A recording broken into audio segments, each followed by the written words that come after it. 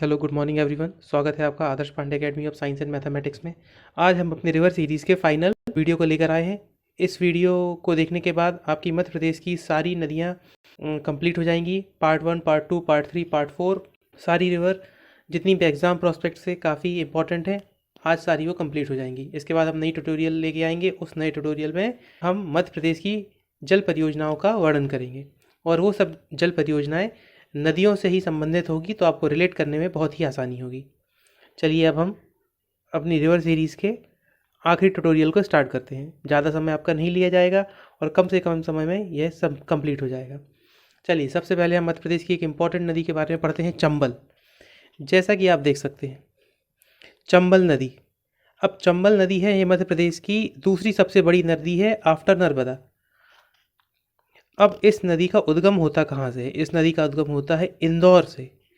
इंदौर से जाना पाव पहाड़ी जो इंदौर के पास है, जाना पाव पहाड़ी जो इंदौर के पास है, और वहाँ से महू, इस जगह से चंबल नदी का उद्गम होता है। यदि आपको इन ऑप्शन में से कुछ भी आता है एग्जाम में कि भाई चंबल नदी का उद्गम होता कहाँ है, इंदौर, आप पढ़ के चले गए इंदौर, पर ऑप्शन में इंदौर नहीं है, महू लिखा है, तो आप कन्फ्यूज़ हो जाएंगे, क्योंकि इंदौर जिले के अंदर आता है महू और महू के पास होती है जाना पाव पहाड़ी। तो इन तीनों को याद रखिए, इंदौर, महू और जाना पाव पहाड़ी चंबल नदी के उद्गम स्थल। जैसे कि जिला होता है, तहसील होता है, ग्राम होता है, उसी प्रकार जिला, उसके अंदर का एक हिस्सा महू और उसके अंदर एक पहाड़ी स्थित है, जाना पाव पहाड़ी। चलिए एक चीज़ और पढ़ लेते हैं कि इसका उद्गम है तो समागम भी होगा। अब समागम कहाँ होता है? इसका समागम होता है यूपी में, इटावा उसका जिला, और उसके पास बहती हुई यमुना नदी, यहाँ पे चंबल नदी का समागम हो जाता है। एक लाइन बहुत इंपॉर्टेंट है, सेकेंड बिगेस्ट रिवर और सेकेंड लॉन्गेस्ट और largest river of MP after Narmada. इसकी टोटल लंबाई चंबल नदी की है 965 किलोमीटर और मध्य प्रदेश में ये बहती है 650 किलोमीटर। सेम एज नर्मदा नदी की 1312 किलोमीटर टोटल लेंथ है और मध्य प्रदेश में बहती है 1077। तो ये दो क्वेश्चन लंबाई को लेके बन सकते हैं कि मध्य प्रदेश में कितनी बहती है और टोटल लेंथ कितनी है। बहरहाल हम आगे बढ़ते हैं। एक क्वेश्चन और जनरेट होता है कि यह जो चंबल नदी है, ये जो बह रही है, यह सीमा निर्धारित करती है मध्य प्रदेश और राजस्थान की। तो क्वेश्चन आ सकता है मध्य प्रदेश और राजस्थान की सीमा का निर्धारण कौन सी नदी करती है? तो आप बता सकते हैं चंबल नदी, याद रखिए। एक क्वेश्चन और बनता है चंबल नदी से संबंधित कि चंबल नदी का अन्य नाम क्या है? तो उसके दो नामों से और भी जानी जाती है, पहला है धर्मावती, दूसरा है चरमावती। चलिए एक ये क्वेश्चन हो गए, एक क्वेश्चन और समझते हैं, इस रिवर से रिलेटेड आ सकता है।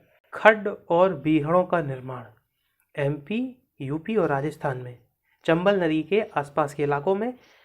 तो चंबल नदी अपने बहने वाले एरिए के आसपास के क्षेत्र पे बड़े बड़े खड्ड और बीहड़ों का निर्माण करती है और यह खड्ड और बीहड़ पुराने ज़माने में डाकुओं की पनाहगाह के रूप में जाने जाते थे। चंबल नदी द्वारा बनाए गए खड्ड और बीहड़ डाकुओं की पनाहगाह माने जाते थे। इस टाइप के क्वेश्चन एमपीपीएससी या पटवारी एग्जाम से रिलेटेड हो सकते हैं कि भाई कि कौन सी नदी खड्ड और बीहड़ों का निर्माण करती है। मेरे हिसाब में ये क्वेश्चन पहले आ चुका है, तो आप इसको, और इस टाइप के क्वेश्चन कि नदी और नदी की कार्यप्रणाली क्या है, कहाँ पर बहती है, कहाँ सीमा का निर्धारण करती है, इन चीज़ों को आप समझिए और एक कॉपी पेन में इन सब पॉइंट को नोट डाउन कीजिए। हमारे नोट शॉर्ट हैं, प्रिसाइज हैं, आपको छोटी छोटी जानकारियाँ मिलती रहेंगी। अगला क्वेश्चन होता है, मैं एक पॉइंट बताना चाहता हूँ कि मध्य प्रदेश की दूसरी सबसे लंबी नदी तो चंबल है, पहली नर्मदा है। पर नर्मदा नदी का एक पॉइंट और इम्पॉर्टेंट था कि भारत की 5वीं सबसे लंबी नदी कौन सी है? तो वो है नर्मदा, याद रखिएगा कि बहुत इंपॉर्टेंट क्वेश्चन हो सकता है। एक क्वेश्चन और से जनरेट हो सकता है, चंबल नदी एक जलप्रपात का निर्धारण करती है, उस जलप्रपात का नाम है चूलिया। अब इस जलप्रपात को किस जिले पे बनाती है? वह जिला है मंदसौर। आई होप आप चंबल नदी के बारे में समझ गए होंगे। चलिए अब हम आगे बढ़ते हैं। एक और इम्पॉर्टेंट नदी है मध्य प्रदेश की, वह है माही नदी। माही नदी, अब माही नदी से आपको याद आता होगा हमारी इंडियन क्रिकेट टीम के फॉर्मर कैप्टन है महेंद्र सिंह धोनी, उनका नाम भी माही है। निक नेम उनका माही है, या उन्हीं के नाम के जैसे एक नदी भी है जो मध्य प्रदेश की नदी है, उस नदी का नाम है माही नदी। यह माही नदी विंध्याचल पर्वत श्रृंखला से निकलती है। विंध्याचल पर्वत श्रृंखला याद रखिए, मध्य प्रदेश के जिला धार से यह नदी निकलती है। भारत की यह एकमात्र नदी है जो कर्क रेखा को 2 बार काटती है। हम सभी जानते हैं कर्क रेखा क्या होती है। मध्य प्रदेश पे कर्क रेखा 14 जिलों से होकर निकली है, ये भी सबको एक पता होना चाहिए। आगे आने वाले चैप्टर में हम इससे संबंधित क्वेश्चन भी पढ़ेंगे, भौगोलिक स्थिति मध्य प्रदेश की क्या है।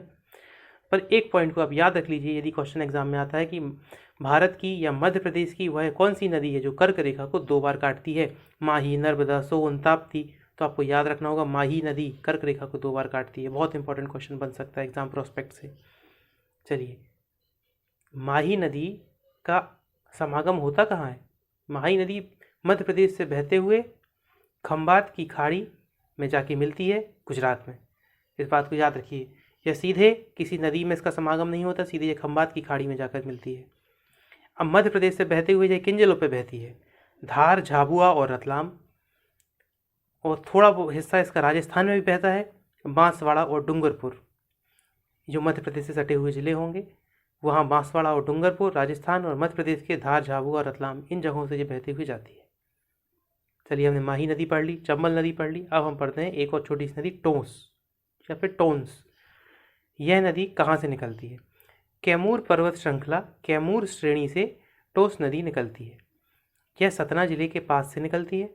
सतना जिले में स्थित मैहर के तमाशकुंड जलाशय से टोंस नदी का उद्गम होता है, और यह नदी बहते हुए यूपी में प्रयागराज के समीप गंगा नदी में मिल जाती है। टोंस नदी बहुत से लोगों ने पहली बार नाम भी सुना हो, सतना में रहने वाले लोग इसको जानते होंगे, या इस एरिया के आसपास रहने वाले लोग इस नदी को जानते होंगे, हो सकता है बहुत से ना भी जानते हो। तो आज समझ लीजिए, टोंस नदी एग्जाम प्रोस्पेक्ट से बहुत ही कम सुनने मिलती है, पर यह एक इम्पॉर्टेंट नदी हो सकती है, क्योंकि चंबल, नर्मदा, इन नदियों के क्वेश्चन बहुत आ गए हैं। अब ये छोटी छोटी नदियाँ रेयर होती है, इससे संबंधित कि इनका उद्गम कहाँ से होता है और समागम कहाँ होता है। तो इसका उद्गम होता है मैहर जिले के तमाशकुंड जलाशय से। मैहर जिला तो नहीं है, सतना जिले के मैहर जगह से तमाशकुंड जलाशय, मैहर में माँ शारदा का एक बहुत ही फेमस मंदिर है मध्य प्रदेश का, वहाँ पे स्थित तमाशकुंड जलाशय से टोंस नदी निकलती है, और यह यूपी में प्रयागराज में गंगा नदी पे जाके मिल जाती है। तो हमने चंबल पढ़ ली, माही पढ़ ली, टोंस पढ़ ली। चलिए, 2-3 छोटी नदियों का और जिक्र करते हैं और इस ट्यूटोरियल को समाप्त करते हैं। आपकी रिवर सीरीज़ के मोस्टली इन 4 ट्यूटोरियल में सारे के सारे या सारी की सारी नदियों को हमने कवर कर लिया है। 3 नदियाँ और हैं हमारे पास, पेंच, पार्वती और कुंवारी नदी। इनके बारे में और पढ़ लेते हैं कि इनका उद्गम और समागम कहाँ होता है या किस पर्वत श्रृंखला से निकलती है। तो पेंच नदी सतपुड़ा पर्वत श्रेणी से निकलती है, और यह नदी महाराष्ट्र में कन्हान नदी पे जाके मिल जाती है। ये हो गई पेंच, सतपुड़ा पर्वत श्रेणी से निकलती है और महाराष्ट्र तक बहते हुए कन्हान नदी में मिल जाती है। तो ये है पेंच। अब पेंच हमारा एक राष्ट्रीय उद्यान भी है जो सिवनी के पास है। जब हम राष्ट्रीय उद्यान पढ़ेंगे तो उन सब राष्ट्रीय उद्यानों को कवर करेंगे, इसलिए अभी इसके लिए बारे में अभी इसके बारे में यह याद रखिए कि यह नदी सतपुड़ा श्रेणी से निकलती है और महाराष्ट्र में कन्हान नदी में जाके मिल जाती है। इसी प्रकार दूसरी नदी है हमारी पार्वती। पार्वती नदी सीहोर से विंध्य पर्वत श्रृंखला से निकलती है, और गुना जिले से यह बहते हुए एमपी में चंबल नदी में इसका समागम हो जाता है। सीहोर जिले से निकलती है विंध्य पर्वत श्रृंखला से, चंबल नदी में मध्य प्रदेश में जाके इसका समागम हो जाता है, और यह गुना जिले से बहते हुए जाती है। तो पार्वती नदी। अब पढ़ते हैं हम लास्ट नदी हमारी आज की, कुंवारी नदी। कुंवारी नदी शिवपुरी पठार से निकलती है। शिवपुरी पठार से निकलेगी, मुरैना पठार से बहते हुए चंबल नदी में जाके मध्य प्रदेश में मिल जाएगी। तो ये हमारी 3 नदियाँ हो गई, पेंच, पार्वती और कुंवारी। आई होप आपको समझ में आया होगा। यदि आपको समझ में नहीं आता तो आप वीडियो को 2-3 बार देख सकते हैं, ये आपके दिमाग में सब मेमोराइज हो जाएगा।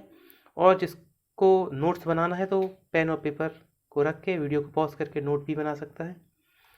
और आज हमारी रिवर सीरीज़ के 4 ट्यूटोरियल हो गए हैं। हमने मोस्टली सारी रिवर्स को कंप्लीट कर लिया है, कवर कर लिया है। आने वाली सीरीज़ में हम मध्य प्रदेश की परियोजनाएं जो जल या नदी या डैम से संबंधित है उनके बारे में पढ़ेंगे। एग्ज़ाम प्रोस्पेक्ट से आपका एक टॉपिक, एक चैप्टर कंप्लीट होता है। Thank you for watching it. यदि आपको वीडियो पसंद आया तो इसको लाइक करें, हमारे चैनल को सब्सक्राइब करें। ऐसा ज्ञान आपको आगे भी मिलता रहेगा। Thank you for watching it.